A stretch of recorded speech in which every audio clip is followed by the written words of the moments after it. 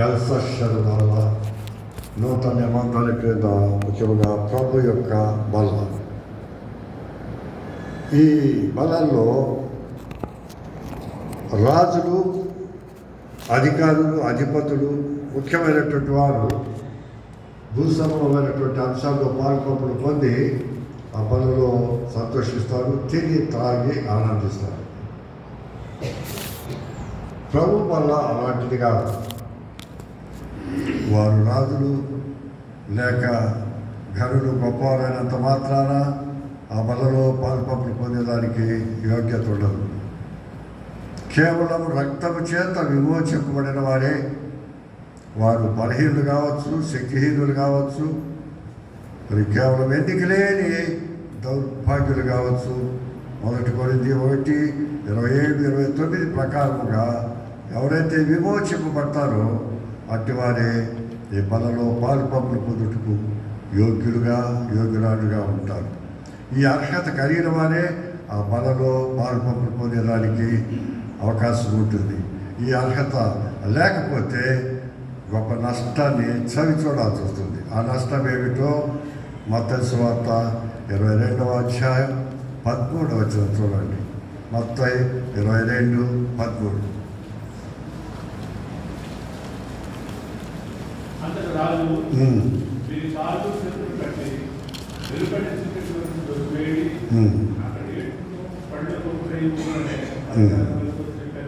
కాబట్టి అర్హత లేకుండా ఈ బలలో పాల్పంపులు పొందితే దానివల్ల ఏమీ లాభం లేదు, గొప్ప నష్టాన్ని చవి చూడాల్సి వస్తుంది. అది గుర్తుంచుకోవాలి.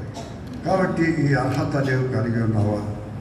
ఈ బలలో పాల్పంపులు పొందేదానికి యోగ్యురాలుగా ఉన్నావా?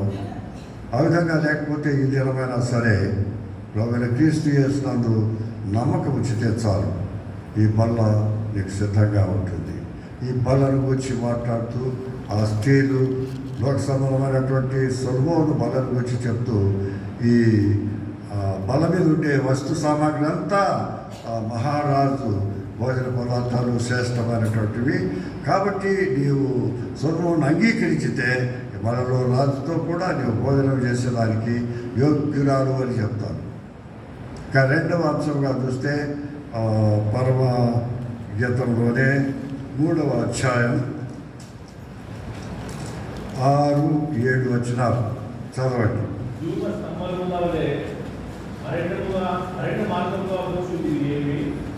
గోపరసములను సామ్రాజ్యములను వర్తకులకు వివిధమైన సుగంధ శోభములతోను పరిమళించుచు వచ్చి ఇది ఏమి? ఇదిగో సొలొమోను పల్లకి వస్తున్నది. 60 మంది సూర్యుడు దానికి పరివారం. వారి ఇశ్రాయేలులో పరాక్రమశాలుడు, వారసులు, పక్షధారులు, యుద్ధవీరులు.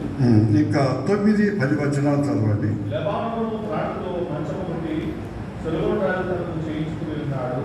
దాని స్తంభములు వెండిమయములు, దాని పాదములు స్వర్ణమయములు, దాని మెత్తలు దూర వర్ణరత్నముతో చేయబడను. ప్రేమను సూచించు విచిత్రపటితో యెరూషలేము కుమార్తెలు దాని లోపలి భాగం అలంకరించిరి. యెరూషలేము కుమార్తెలు దాని లోపలి భాగమును అలంకరించిరి. ఇక్కడ పలకని గూర్చి చెప్పబడింది. సొలొమోను పలుండేటటువంటి మంచాన్ని గూర్చి చెప్పబడింది. ఈ మంచంలో ఏమేమి ఉంటాయో ఇక్కడ చెప్పబడింది. దానితో పాటు తిరిగి మనం సామెతల గ్రంథం చూస్తే 7వ అధ్యాయం 16-17 వచనాలు ఆ మంచం మీద ఏమేమి ఉంటాయో చూడండి. సామెతలు 7:16-17. నా మంచం మీద రత్న కంపలను 5 నుండి వచ్చి విచిత్రపు పని గల 4 దుప్పట్లను నేను పరిచి ఉన్నాను. నా పరుపు మీద గోలము అమరుకారము చెక్క చల్లి ఉన్నాను. కాబట్టి ఇలాగ శ్రేష్టమైనటువంటి అంశాలతో అలంకరింపబడిన మంచము, పల్లకి, వీటిని గురించి యెరూషలేము స్త్రీలు వర్ణిస్తూ ఈ షూలమ్మితో ఒకవేళ నీవు సొలొమోను అంగీకరించి ఆయనను నీవు భర్తగా అంగీకరించితే ఈ మంచం నీదే, ఈ పల్లకి నీదే, ఇందులో నీవు ఒక మహారాణిగా చలామణి ప్రయాణించవచ్చు, ఈ ఘనత నీకుంటుంది అని దాని గురించి విపులీకరించుట మనం చూస్తున్నాం. ఇంకా రాణులు వారి వైభవాన్ని గురించి గమనించినట్లయితే వారు పరిశుద్ధమైనటువంటి వాటితో అలంకరింపబడి రాజు యొద్దకు వచ్చేటటువంటి వారని చెప్పబడింది. రాజ్యం చూడండి, ఎస్తేర్ గ్రంథం 2వ అధ్యాయం 12వ వచనం. ఎస్తేర్ 2:12-13. వారు అలంకరింపబడిన వారుగా పరిమళ ద్రవ్యాలతో పరిపూర్తి చేసుకొని సంబరాలతో వారు రాజు దగ్గరికి వెళ్ళవలసి వస్తుంది. 2:12. 6 మాసములు సుగంధ వర్గములతోనూ స్త్రీల పరిమళ క్రియల కొరకైన మరి వేరు ప్రార్థనలతోనూ స్త్రీల పరిమళ క్రియలను గురించి రాజులకు పోవారు. 12 మాసముల తర్వాత రాజైన అహష్వేరోషునితో ఒక్కొక్క చందానికి మొక్కు వచ్చినప్పుడు ఒక్కొక్క చందని రాజులతో ఆ విధంగా పోల్చుతాడు. ఏమనగా ఆ కింద వారు పరిమళ క్రియలు చేయు కాలం సంపూర్ణమవుతుంది. ఇలాగున 12 మాసములు పరిమళ ద్రవ్యముల చేత సిద్ధపరచబడినటువంటి తర్వాత ఆ స్త్రీలు రాజు యొద్దకు వెళ్ళేటటువంటి వారు. ఆ పరిమళ ద్రవ్యాలు, అలాంటి పరిమళ ద్రవ్యాలతో రాజసభలో ప్రవేశించాలి, లేకపోతే అనుమతించలేదు. అలాగే ఈ పరిమళ ద్రవ్యాలు అవసరం వాళ్ళకి. ఒక సందర్భంగా హంపి కొన్ని ప్రత్యేక కొడుకుల మీద వెళ్ళినప్పుడు హంపిలో ఒక గైడ్ చేస్తాడు. రాయల యొక్క అంతఃపురము, దాని పరిసర ప్రాంతాలు, అక్కడ ఒక టెంపుల్ ఉంది. అది నేటికి అది కూర్చోబడేది కానీ శ్రేష్టమైనదిగా ఆ దేవాలయం ఉంది, చూడొచ్చు. అయితే మిగిలినవన్నీ శిథిలావస్థకు వచ్చినాయి. ఇక అక్కడ ఏదైనా వెండి బంగారు లేక వస్తువు కనకాదులు ఏదైనా భద్రపరచడాలేమోనని చెప్పనని అన్ని తొవ్వేసి పాటు చేసినటువంటి పరిస్థితులు ఉన్నాయి. తర్వాత రాణి యొక్క అంతఃపురంలోని ఒక స్నాన వాటిక ఉంది. అంతఃపురంలోని ఆ స్నాన ఘట్టంలో రాణి అయినటువంటి చిన్నాదేవి స్నానం చేసేటటువంటి స్నానగట్టిగా అది ఉంది. ఆ పాడు దాదాపు బావి కూడా కొంత నష్టమైంది, కానీ ఆ బావిలోనికి ప్రవహించేటటువంటి కాలువలు నేటికి సున్నపు గచ్చుతో కట్టబడినటువంటివి 4 వైపులా ఉండేటటువంటి కాలువలు ఉన్నాయి. ఆ కాలువలలో ఆమె సౌందర్య సాధనాలతో కలిపినటువంటి గాడిద పాలను పోసేవాళ్ళట. ఈ మధ్య గాడిద అంటే మనం దాన్ని లెక్క పెట్టగానే అది విలువైందిగా ఎదురాల్లో కూడా మన మధ్య అప్పుడప్పుడు గాడిద దూరుకొని వస్తూ ఉంటారు. పిల్లలకు ఆరోగ్యప్రదమైనటువంటి పాలు అని చెప్పాలని, ప్రతి విలువైనటువంటి పాలు. ఈ మధ్య ఒక ఆర్టికల్ చూసిన, ఉత్తర ఇండియాలో ఒక వ్యక్తి గాడిదల మందలు మేపుతున్నాడట. వాడు ఆ మందలతో తీసినటువంటి పాలు నెలకు 3 లక్షల ఆదాయం అంటారు. అంటే ఎన్ని గాడిదలు ఉన్నాయో తెలుసు. ఆ ఆదాయము నెలసరి ఆదాయం 3 లక్షలు. అంటే ఆ విలువైనటువంటివి. అంటే ఒక స్త్రీ, ఒక రాయల భార్య అయినటువంటి చిన్నాదేవి స్నానము చేసేదాని కొరకై ఈ గార్ధవ పాలు, అందులో పరిమళ ద్రవ్యాలు పోసి ఆమె ఆ స్నానవాటికలో స్నానం చేసేదంట. ఎన్ని గార్ధవాలు కావాలి, ఎన్ని గార్ధవ పాలు కావాలి. ఇప్పటికే అటువైపున బళ్ళారి కావచ్చు, గంగావతి, హంపి పరిసర ప్రాంతాల్లో గాడిదలు ఎక్కువగా తిరుగుతుంటాయి. ఇటు ఆ గార్ధవ పాలతో పరిమళ ద్రవ్యాలు పోసి ఆ పాలతో పరిమళ ద్రవ్యాలతో ఈ చిన్నాదేవి స్నానం చేసేది. రాజులు పోయినారు, రాజ్యాలు పోయినాయి, పద్ధతులు పోయినాయి, వ్యవహారాలు మారినాయి. ఇవన్నీ కూడా రాజులకు ఎలాగైనా వచ్చింది ఈ ఐశ్వర్యము, ఈ ఘనతలు అంటే కేవలము ప్రజల మీద వేసినటువంటి పన్నులు, వీటి ద్వారా వచ్చేటటువంటివే. వారు అలాగున సౌఖ్యాలను అనుభవించినారు. రాజులు లేరు, రాజ్యాలు పోయినాయి, వారు ఇప్పుడు భూమి మీద లేరు. ఏది ఏమైనప్పటికీ మనము ఈ అంశాలన్నిటినీ ధ్యానించినప్పుడు మన జీవితము ఏపాటిది, మనము ఏపాటి వాళ్ళము, ఇది మట్టి శరీరమని గ్రహించి ప్రభువైన క్రీస్తు యేసును ధరించుకున్నటువంటి మనము ఆయనకు ఇష్టమైన రీతిగా మనం జీవించాలనేది ప్రభు యొక్క ఉద్దేశం. అందుకనే సాధువైనట్టు మృదువైనట్టునైనా గుణము అను అక్షయ అలంకారములు మీకు అలంకారంగా చేసుకోండి అని సెలవించిన ఆ లేఖనానుసారంగా మనము ప్రభువును ధరించుకున్న వారంగా ఉండుట ఎంతైనా అవసరం. అలాగున ఇవన్నీ కూడా ఈ షులమీతికి చూపించినప్పుడు వీడిని అన్నిటినీ వినింది కానీ విని అవేమంటుంది తిరిగి చూడండి పరమగీతంలోనే 7వ అధ్యాయం 10వ వచనం 7:10.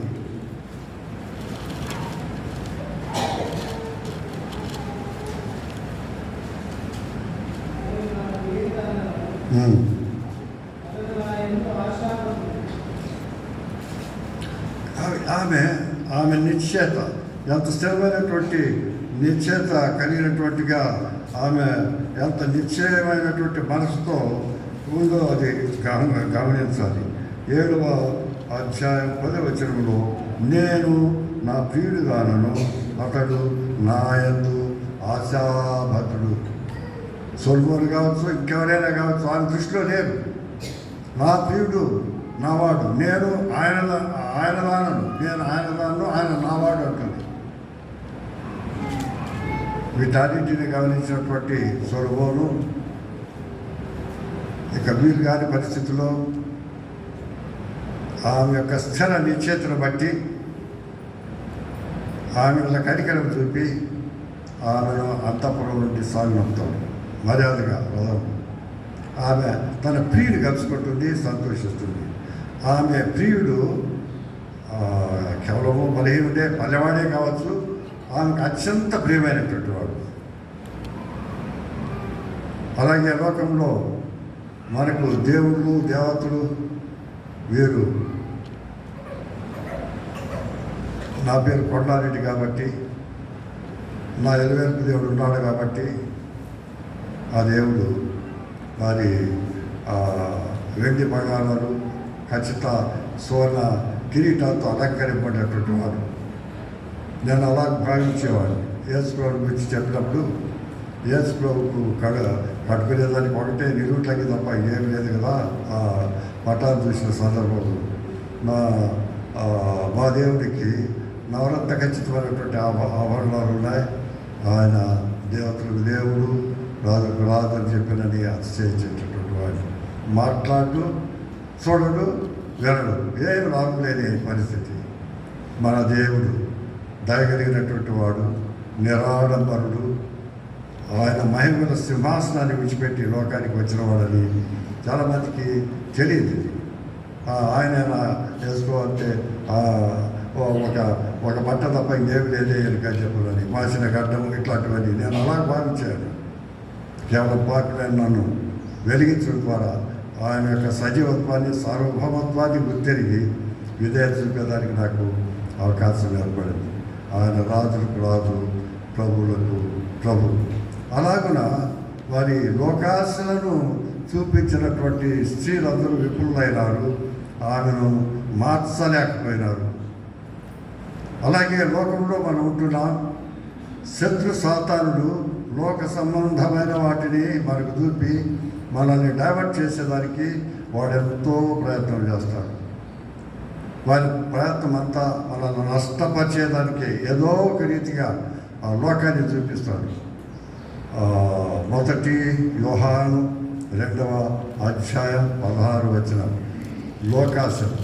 లోకాశ శరీరాశ, నేత్రాశ, జీవపు డంబము ఇవి తండ్రి వలన పుట్టినవి కావు అని సెలవిచ్చిన లేఖనానుసారంగా ఇవన్నీ లోక సంబంధమైనటువంటివే. కాబట్టి భూ సంబంధమైన వాటి యందు మనం లక్ష్యం ఉంచుక క్రీస్తుతో కూడా లేపబడి ఉంటే కొలస్సై 3వ అధ్యాయం 2వ వచనంలో అక్కడ రాయబడింది. 3:2 తర్వాత 3వ అధ్యాయం 4వ వచనం. 3:2 భూ సంబంధమైన వాటి యందు లక్ష్యం ఉంచకూడదు.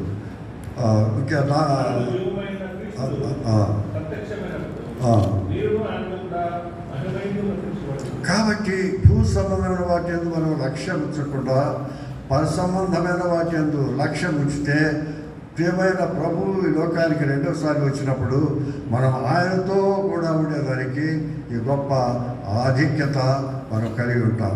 మన ప్రియమైన ప్రభు నేను పాప పరిహారం నిమిత్తమై ఎఫ్సిఎల్ క్లాస్ పత్రిక 5వ అధ్యాయం 2వ వచనంలో ఏం చేసినాడో చూడండి.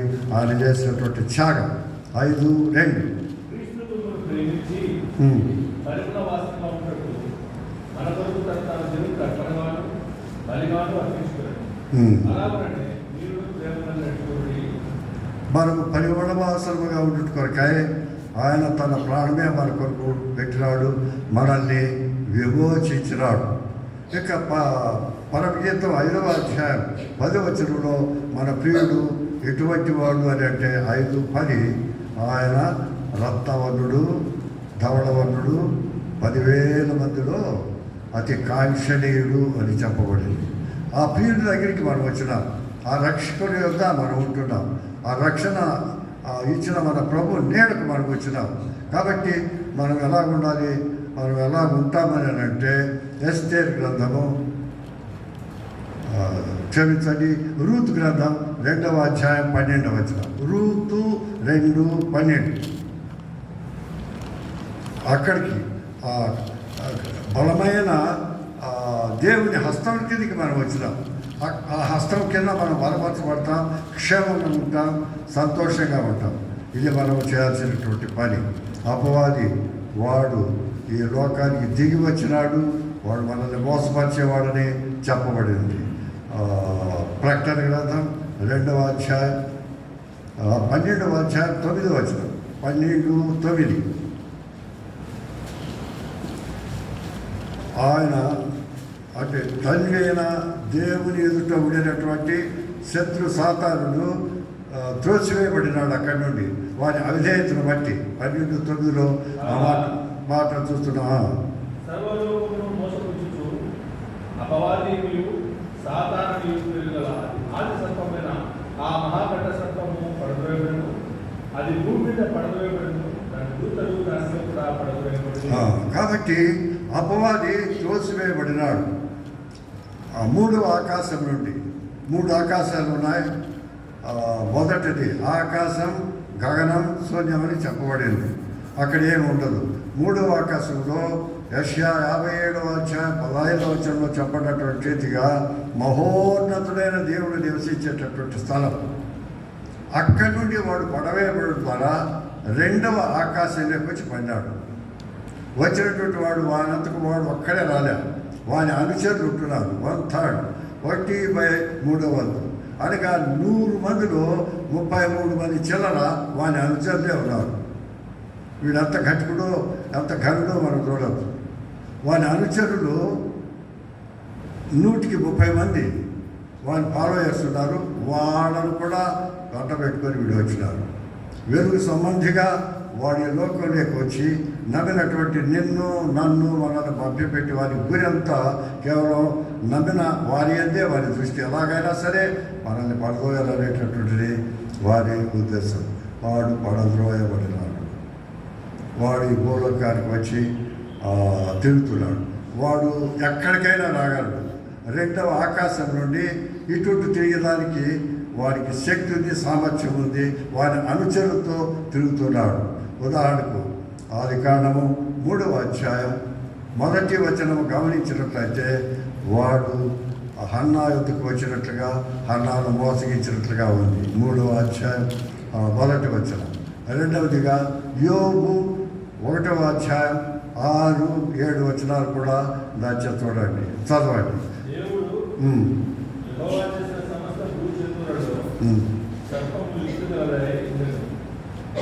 అది ఆ స్త్రీతో ఇది నిజమా, ఈ తోట చెట్లలో దేవుడు చెప్పారా?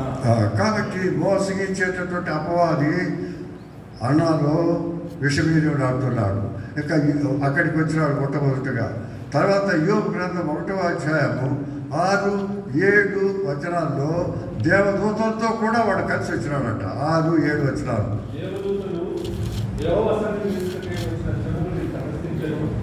ఆ దినమున అపవాది దేవువాడు వాడితో కలిసి వచ్చాడు.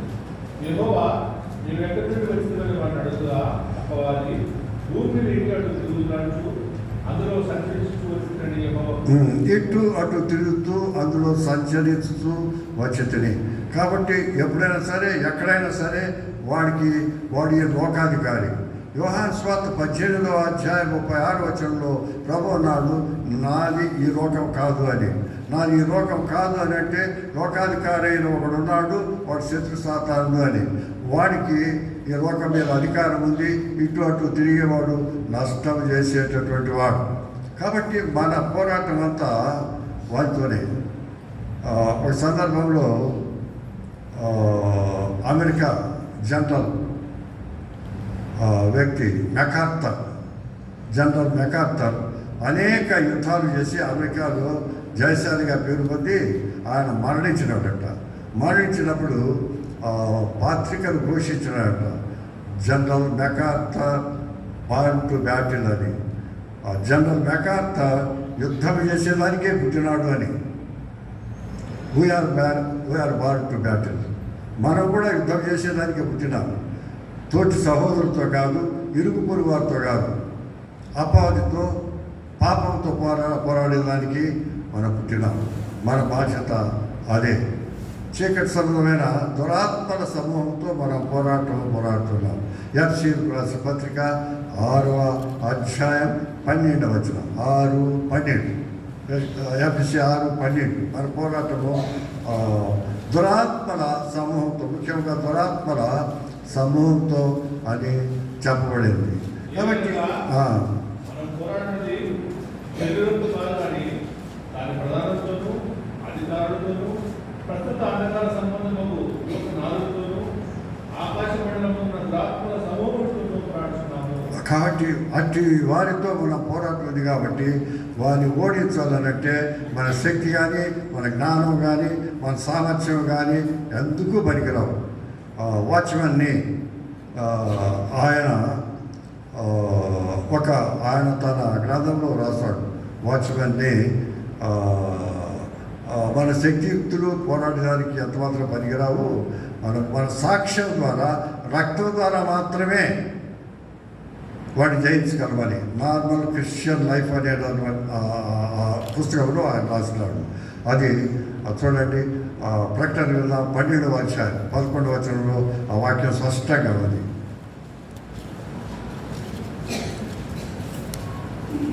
వారు గొర్రెపిల్ల రక్తమును బట్టి తాము ఇచ్చిన సాక్ష్యమును బట్టి వారిని జయించున్నారు, కానీ మరణం వరకు తమ ప్రాణములను ప్రేమించిన వారు కాదు. కాబట్టి మనము వాని నోరు ముయించాలనంటే, వాని మీద విజయం పొందాలనంటే, మనం ఇచ్చే సాక్ష్యం ద్వారా, క్రీస్తు యేసు రక్తమును బట్టి, రక్తం క్రిందికి వచ్చి చేసే ప్రార్థన ద్వారా మాత్రమే మనం వాడిని ఎదిరించగలము. వారి మీద విజయం పొందేదానికి అవకాశం ఉంది. ప్రభువు రాకడ సమయంలో ఉన్నాము. 1 కొరింథీ 7వ అధ్యాయం 31వ వచనంలో ఈ లోకము నటన గతించుతున్నది.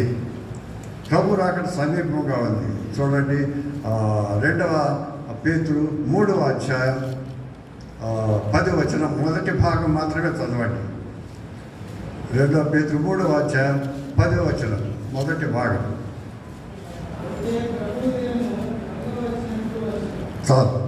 ప్రభు దినము దొంగ వచ్చినట్లుగా వచ్చును. ఎప్పుడు వస్తాడో తెలియదు. ప్రభు దినము దొంగ వచ్చినట్లుగా వస్తుంది. మత్తయి సువార్త 27వ అధ్యాయం 24వ అధ్యాయం 33వ వచనంలో కూడా ఆయన ద్వారమునంతనే నిలుచుతున్నాడు అని చెప్పబడింది. ద్వారంలో నిలుస్తున్నటువంటి ప్రభు ఒక అడుగు వేస్తే లోపలికి వచ్చేదానికి అవకాశం ఉంటుంది. అంటే అంత సమీపంగా ఉన్నాడు అని దాని సారాంశం.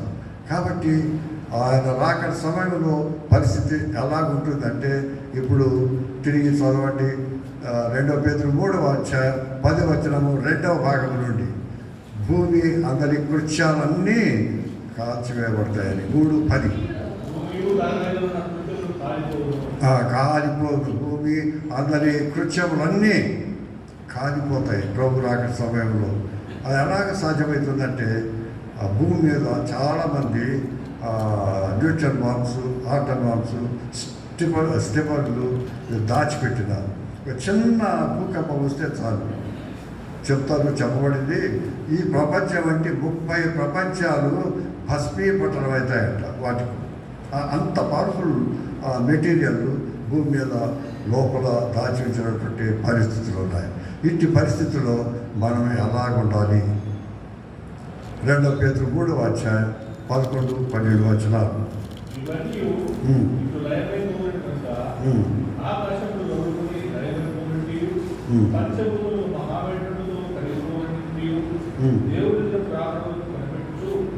దానిని ఆశతో అభ్యర్థించు మీరు పరిశుద్ధమైన ప్రవర్తనతో భక్తితో ఎంతో జాగ్రత్తగా. కాబట్టి మనం ఎలాగుండాలంటే దేవుని జనకు రాకడ కొరకు కనిపెట్టుతూ ఉండాలి. అంతేకాదు పరిశుద్ధమైన ప్రవర్తనతో భక్తితో జాగ్రత్త కలిగి ఉండుట ఎంతైనా అవసరం. ఇట్టి స్థితి కలిగిన వారు ధన్యులు అని చెప్పబడింది. కాబట్టి ఈ స్థితి మనం కలిగి ఉంటామా? ఆ విధంగా లేకపోతే వాళ్ళలో పాల్పంపులు పొందేదానికి మనం అర్హులుగా యోగ్యులంగా ఒక హెచ్చరిక. విశ్వాసం లేని వారికి నువ్వు ఇంకా రక్షింపబడకపోతే 2 కొరింథీ 6వ అధ్యాయం 2వ వచనం, ఇదే నీ జనం, ఇదే రక్షణ జనం. ఇంకా దానికి ఏం చేయాలి అని అంటే జవాబు ఉంది. 2 కొరింథీ 5వ అధ్యాయం 20వ వచనం చదవండి. దేవుడు మా ద్వారా వెళ్తున్నట్టు మేము క్రీస్తు ప్రయాణమై దేవుడితో సమాధానపడని క్రీస్తు పక్షంగా. కాబట్టి దేవుడితో సమాధానపడతాం. ఇట్టి నిరీక్షణ ఎవరికైనా లేకపోతే, రక్షణ లేకపోతే, పాపంలో నొప్పుకుంటే దేవుడితో సమాధాన పడితే ఆయన క్రీస్తు యేసు రక్తం ద్వారా విమోచన లభ్యమవుతుంది. యోగ్యమైనదిగా బలలో పొందడానికి అవకాశం ఉంటుంది. కాబట్టి విశ్వసించినటువంటి ఆయన పిల్లలు కూడా మనం కూడా ఎక్కడో సందర్భంలో వార కార్యక్రమంలో మనసావాచ అపవిత్రమయ్యేదానికి మలినపడేదానికి అవకాశం ఉంది. కాబట్టి మనల్ని మనం పరీక్షించుకుందాం, యోగ్యమైన రీతిగా బలలో పాల్పొందుకుందాం. ప్రభు సహాయం చేయదుగాక.